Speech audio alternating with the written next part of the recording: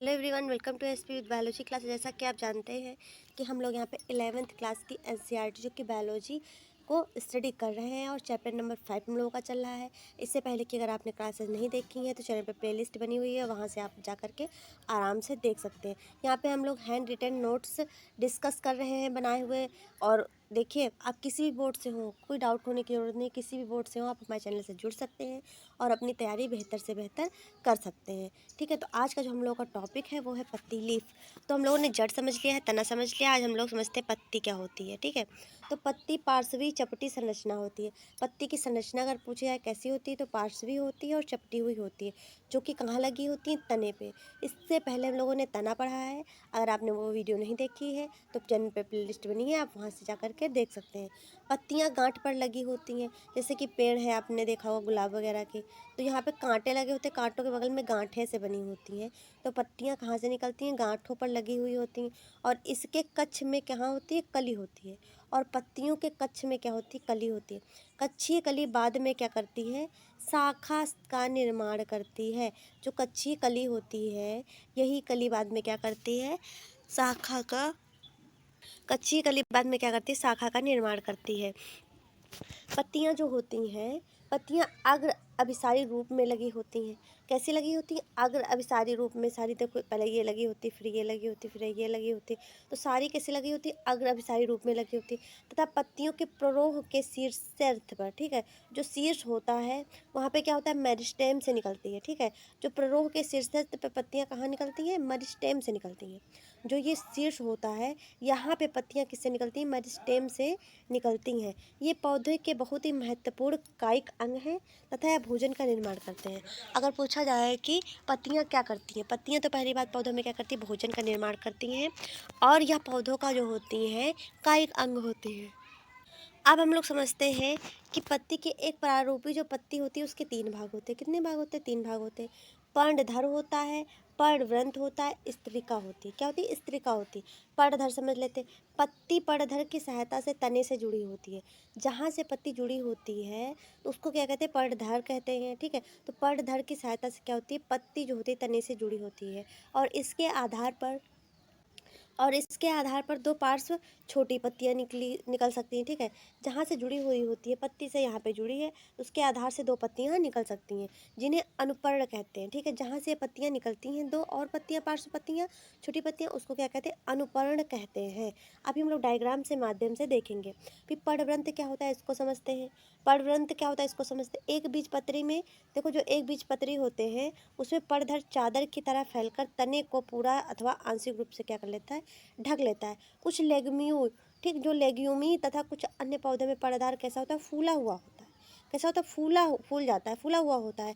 ऐसे पर्णधार को पर्णवृंत या पर्णवृंत लप, ठीक, पल्पवाइनस कहते हैं। ठीक है, यहाँ पे पर्णवृंत का दीजिए आप, इसको पर्णवृंत तल्प यानी कि पल्पवाइनस कहते हैं। ठीक है, पर्णवृंत देखिए क्या होता है, तो पर्णवृंत पत्ती को इस तरह सजाता है जिससे क्या होता है, ज़्यादा से ज़्यादा पत्तियाँ क्या हो सके, पत्तियों को सूर्य का प्रकाश मिल सके। क्योंकि पत्तियां सूर्य के प्रकाश में क्या करती, पर जो प्रकाश संश्लेषण की प्रक्रिया करती हैं, भोजन का निर्माण करती हैं। स्त्रिका समझ लेते हैं। लंबा पतला लचीला पर्णवृंत जो होता है वो स्त्रिका को क्या करता है, हवा में हिलाता है। स्त्रिका जो होती है उसको हवा में हिलाने का कार्य लंबा पतला लचीला पर्णवृंत करता है। ठीक है, करता है, हवा में हिलाता है, जिससे पत्ती को क्या कर होती है, ताजी हवा मिलती है। स्त्रिका पत्ती का हरा तथा फैला हुआ भाग होता है जिसमें सिराएं तथा सिरकाएं होती हैं। क्या होती हैं, सिराएं होती हैं और सिरकाएं। ये आप ये पत्ती की संरचना देख रहे हैं, तो देखिए यहाँ पे कच्ची कलिका ये निकली हुई है। ठीक, ये जिससे जुड़ा हुआ है भाग, ठीक, इसको पत्रावृंत कहते हैं, यानी कि इससे क्या हुआ है, पत्ता जुड़ा हुआ है। ये क्या है, पत्ताकार है, इसको अनुपर्ण कहेंगे। ये आप क्या है, स्त्रिका है। क्या है, स्त्रिका है। ओके, इतना समझ में आया। ये हमारी एनसीईआरटी की बुक में डायग्राम दिया हुआ है। अब हम लोग समझते हैं मध्य सिरा क्या होता है। देखिए, सिराएं तथा सिरकाओं के बीच में एक सुस्पष्ट सिरा होती है जिसे कहा जाता है मध्य सिरा कहते हैं। सिराएं क्या होती हैं, सिराएं पत्ती को दृढ़ता प्रदान करती हैं और पानी, खनिज, लवण, भोजन के स्थानांतरण के लिए नलिकाओं की तरह क्या करती हैं, कार्य करती हैं। विभिन्न पौधों में स्त्रिका की आकृति उसके सिरे, चोटी, सतह तथा कटाओं पर क्या करती है, विभिन्नता होती है। उसकी सिरा होती है, उसकी जो चोटी होती है, सतह पर क्या होते हैं, कटाव में विभिन्नताएं होती हैं। अब हम लोग सिरा विन्यास देखते हैं। सिरा विन्यास दो प्रकार का होता है। पहला होता है समांतर सिरा विन्यास, दूसरा होता है जलिका सिरा विन्यास। ठीक है, तो हम लोग समांतर सिरा विन्यास देखते हैं। ये है समांतर सिरा विन्यास। देखो जो पत्ती, जैसे कि इसमें देखो समांतर ऐसे लाइनें निकली हुई हैं और कोई कटाव नहीं है इस पत्ती में, इसको कहेंगे समांतर सिरा विन्यास। जालिका देखा आप देख रहे हैं यहाँ, इसमें सिरा जो है, सिरा सीधे और सिरकाएँ क्या हैं, ऐसे उनको काटती हुई हैं, जलिका रूपी संरचना बना रही हैं, तो इसको जालिका सिरा विन्यास कहेंगे। पत्ती पर सिरा तथा सिरकाओं के विन्यास को क्या कहते हैं, सिरा विन्यास कहते हैं। अगर सिरा विन्यास पूछा जाए किसे कहते हैं, तो देखिए पत्ती पर सिरा तथा सिरकाओं का जैसा विन्यास लगा हुआ होता है उसे कहते हैं हम लोग सिरा विन्यास। सिरा विन्यास दो प्रकार का होता है, पहला जरिका सिरा विन्यास, दूसरा समांतर सिरा विन्यास। जरिका सिरा विन्यास क्या होता है, सिरिकाएँ स्तरिका पर एक जाल सा बनाती हैं, जो स्तरिका होती है उस पर एक जाल सा बनाती हैं, उसे जलिका सिरा विन्यास कहते हैं।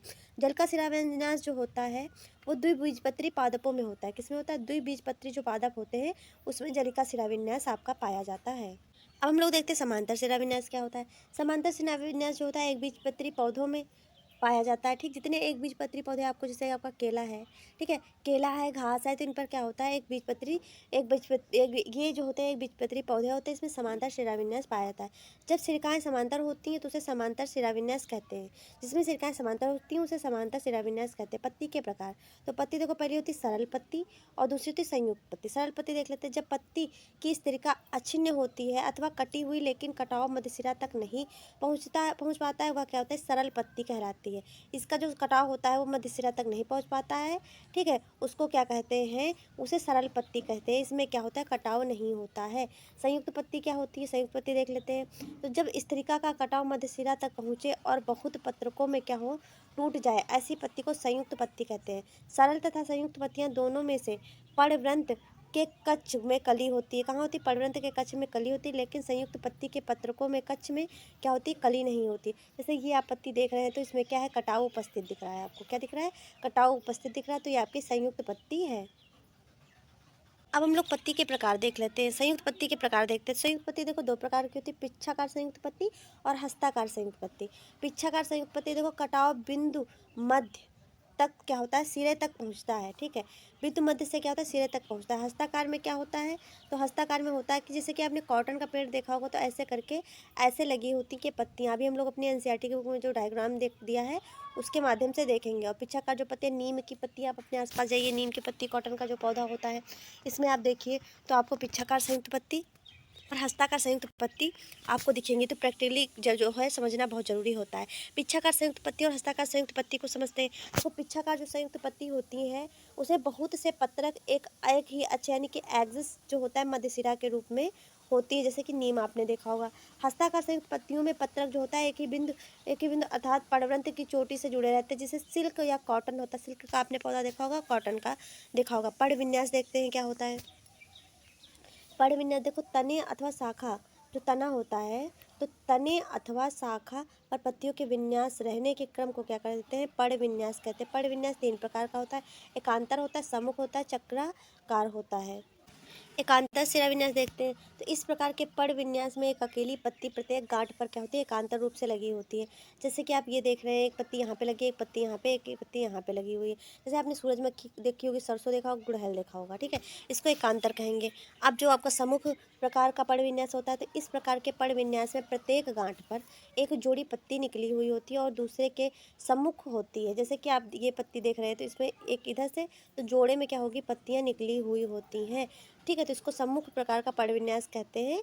इस जैसे कैलोट्रॉपिक होता है आग का, जब आग का पौधा, आग को देखो मदार भी कहते हैं। आग देखा होगा, अमरूद देखा होगा। चक्रादार पर्ण विन्यास क्या होता है, देखिए यदि एक ही गांठ पर दो से अधिक पत्तियां निकलती हैं, जैसे कि ये गांठ है, गांठ पे दो से अधिक पत्तियां निकलती हैं, उसे कहते हैं चक्रादार पर्ण विन्यास कहते हैं। और इसके चारों ओर एक चक्कर सा बनाती हैं, तो उससे क्या कहते हैं, चक्रादार पर्ण विन्यास कहते हैं। जैसे आपने डेविल ट्री देखा होगा। अब हम लोग पत्तियों का रूपांतर देखते हैं। पत्तियां किस किस में बदलती हैं, तो भोजन बनाने के अलावा भी अन्य कार्यों के लिए पत्ती को रूपांतरित होना पड़ता है। जैसे कि प्रतान, ये ऊपर चढ़ने के लिए प्रतान में, जैसे मटर हो गया, तो इसमें क्या होते हैं, प्रतान होते हैं। जैसे कि आपने ऐसे ऐसे करके संरचना देखी होगी, तो ये प्रतान होते हैं। तोरई में देखा होगा, लौकी में आपने देखा होगा। रक्षा करना, ठीक है, रक्षा करना जैसे कि है, तो रक्षा करना देखिए क्या हो गया, जो प्याज हो गया, लहसुन हो गया की गूदेदार जो पत्तियाँ होती हैं वो जो होती हैं देखो भोजन का संचय करती हैं। गूदेदार पत्तियाँ क्या करती हैं, भोजन को संचयित करती हैं। रक्षा करने के लिए सूल काँटों में क्या कर लेती है, खुद को रूपांतरण कर लेती हैं। जैसे कैक्टस आपने देखा होगा, तो ये क्या करती है, रक्षा करने के लिए अपनी पत्तियों को क्या करती है, काँटों में रूपांतरण कर लेते हैं और फास्फोत्सर्जन के लिए भी करते हैं। अल्पायु अल्पायु देखो, कुछ पौधों जैसे ऑस्ट्रेलियन ओकेसिया में पत्तियाँ क्या होती हैं, अल्पायु होती हैं। भोजन बनाने में इन पौधों में पर्णवृंत फैलकर हरा हो जाता है और भोजन बनाने का कार्य करता है। कुछ कीटहारी पादपों में पत्ती घड़े के आकार में रूपांतरित हो जाती है। उदाहरण के लिए आपका घटपर्णी हो गया, वीनस फ्लाई ट्रैप हो गया। तो ये हमारी पत्तियां हो गई, पत्तियों के प्रकार हो गए। अगर आपको हमारी क्लास अच्छी लगी तो मेरे चैनल को लाइक शेयर एंड सब्सक्राइब करें, ज़्यादा से ज़्यादा शेयर करें। मिलते हैं पुष्प अगले टॉपिक के साथ, तब तक के लिए थैंक्स फॉर वॉचिंग।